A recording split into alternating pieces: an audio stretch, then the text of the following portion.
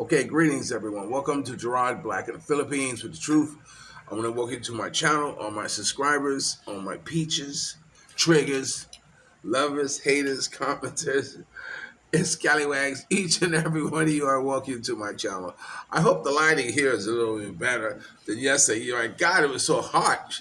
I said, oh, what's happening to me? I'm one of those dudes who I don't know how many of you are out there, but I don't have mirrors in my house. You know, I don't go out of my way to look at myself in the mirror.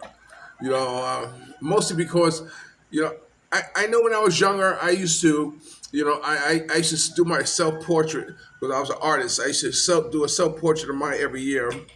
And then one year I did a self portrait of myself. You know what? I don't like how I look. So I never really got into being vain or about myself, about my looks and my appearance, all that stuff. And often the time, you know, I just don't spend a lot of time in the mirror. That's the best way of saying it. So, but what I decided to do yesterday, I saw how bad the lighting was. I decided, well, you know what, Gerard, you're at the latter part of your life. Don't you think it's time for you to take a look at yourself and know what you look like? So I decided to grow my goatee.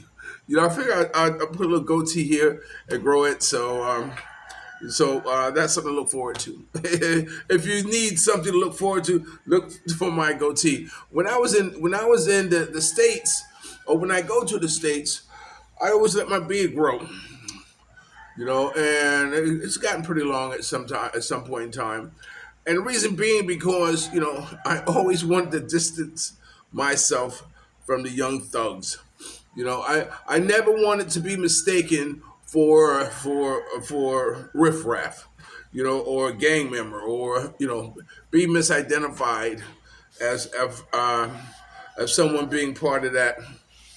I don't know. I'm gonna say hip hop culture just to kind of say something. Part of hip hop culture where anything can pop off at any minute because of something that you were wearing. I remember when I was in this I was selling advertisement for my magazine. And there were barbershops that I go into, and so the owners would buy, place an ad in the magazine, which was cool, and my thing was that I always wore bandanas. I always wore, even when I was shooting for Reverend Al Sharpton or whatever it was, I always had bandanas. I remember one time I was shooting, this guy came in, you have to take your bandana off. I said, man, get the fuck out of here. I'm a photographer. I don't adhere to nobody's rules because I'm here to do a job. I'm a contractor. That's what I am. So, I know protocol. I'm not going to be, arrogant or be disrespected by to the venue, disrespectful to the venue or something. But I'm not. No, man, get out of here. So anyway, so it was in Hempstead, Long Island, and I was going to a barbershop where I think I had a purple bandana on or something like that.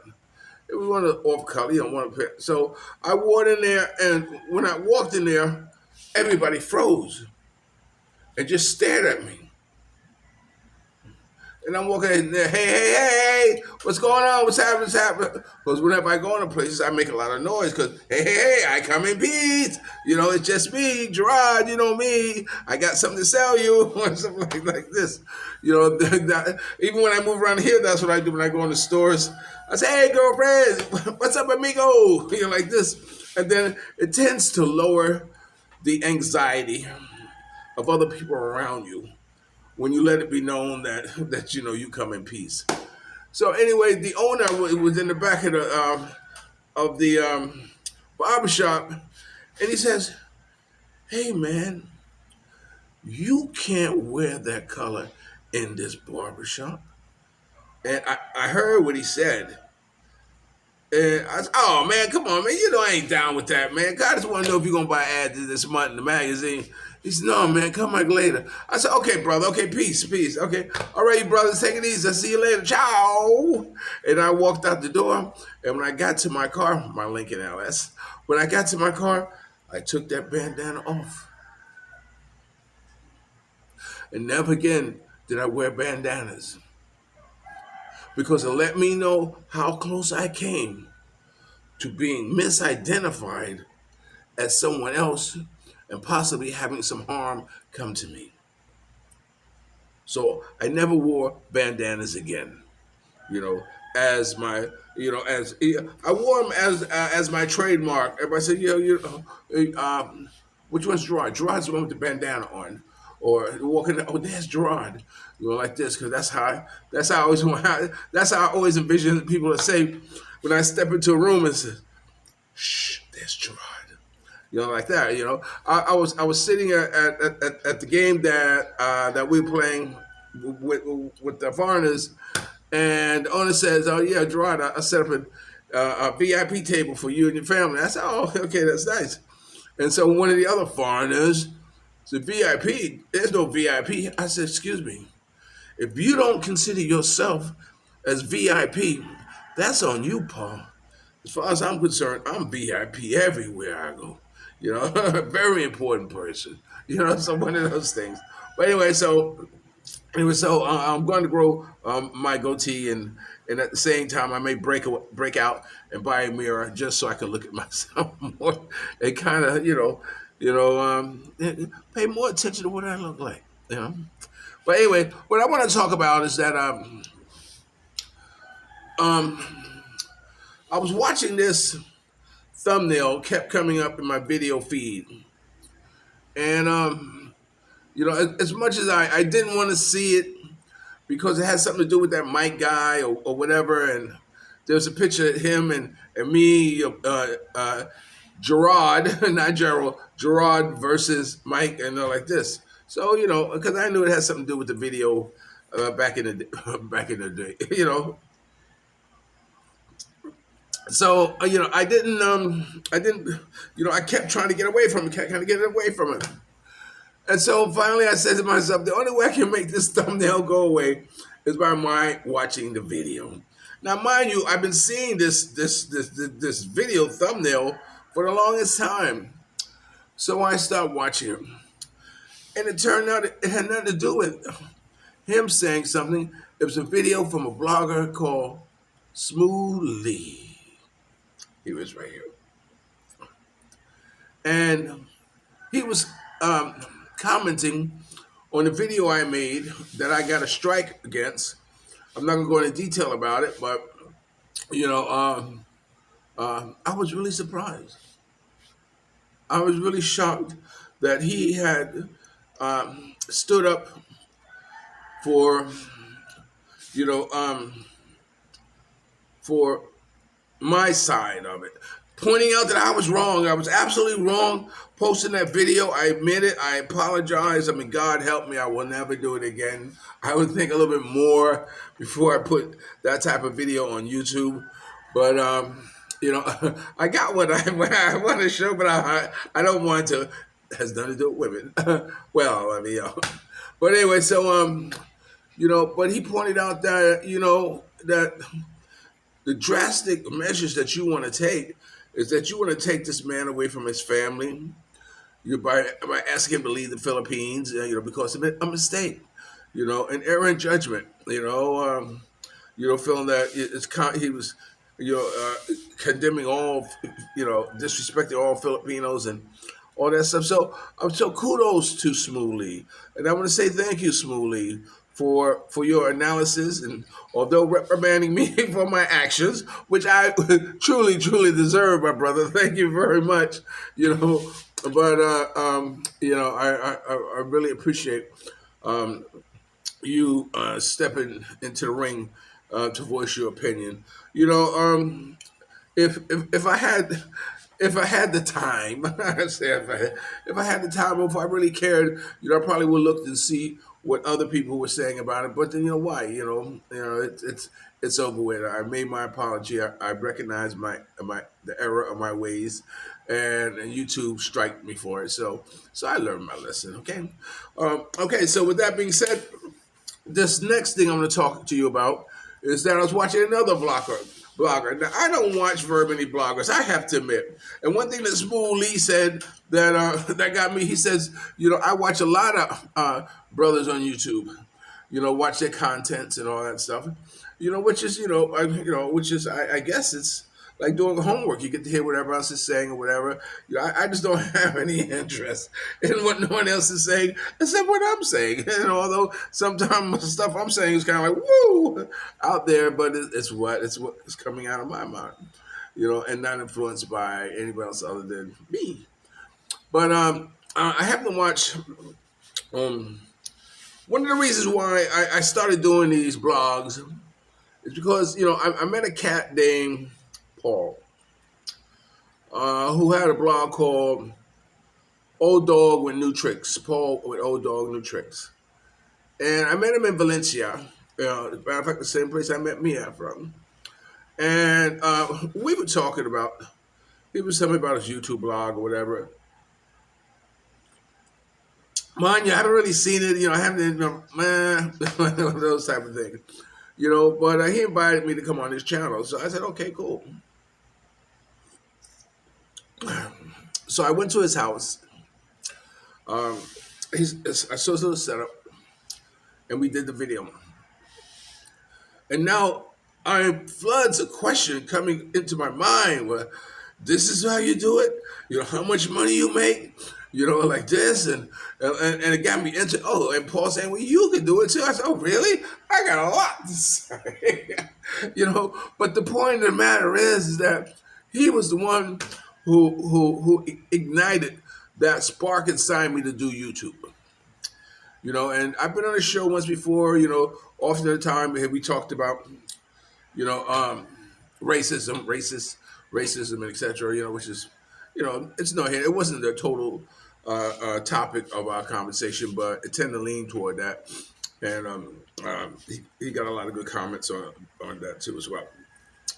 But I was watching him yesterday because, first of all, congratulate him and Baby May on getting 100,000 views from YouTube. They got some type of award plaque. I'm sure there's a check inside there or whatever. I don't know. I can't call it. Gotta wait till Christmas if I care enough to want to see it. But anyway, so but also he has a lovely sidekick named Baby May, and that's one of the reasons also contributes to the high success of his viewership. Is that he has this beautiful Filipina, always walking in front, classily dressed, you know, and when you stop it, there's nothing in there. Yeah, and she's eye candy, and she's she's very, you know, very much a nice addition to watching Paul O'Dog and Tricks. We had once talked about Filipinas and all that stuff, and like this. He said, "Yeah, man." He said, "Sometimes like dealing with an 8-year-old all day," and I cracked up because I said, "Bingo, bingo!" I couldn't have said it any better. You know what I'm saying? Because it's good to have someone that you can teach. Someone who's willing to learn. Someone who you can who doesn't ask a lot of questions that they don't need to know the answer to. So anyway, I was watching him yesterday, and he said he hadn't been on for over a month, hadn't done a new video. I said I kind of caught my attention. Was like, why? And it turned out that he's going through a health crisis, and but what got me was that, he's the same age as I am. He's going to be 70 in February, what have you. But he started talking about smoking, and he had to stop smoking. Now, Paul, I know Paul's a smoker, So, sometimes you don't mind sitting with some people if you smoke because you're going to smoke like this, but he stopped smoking. And some of you know that's one of my flaws, one of the errors of my ways that I might trying to quit smoking. But him having a health scare, you know, with has a lot to do with his breathing and coughing and etc. And you know, it led him to stop smoking cigarettes. And he pondered over should he do a video about how to stop smoking cigarettes or about smoking cigarettes. And immediately after watching that video, I had two cigarettes left, and I finished my two cigarettes, and that was yesterday, and I haven't had a cigarette since. I say that to say this: if you don't, you never know when you're going to make an influence on someone's life.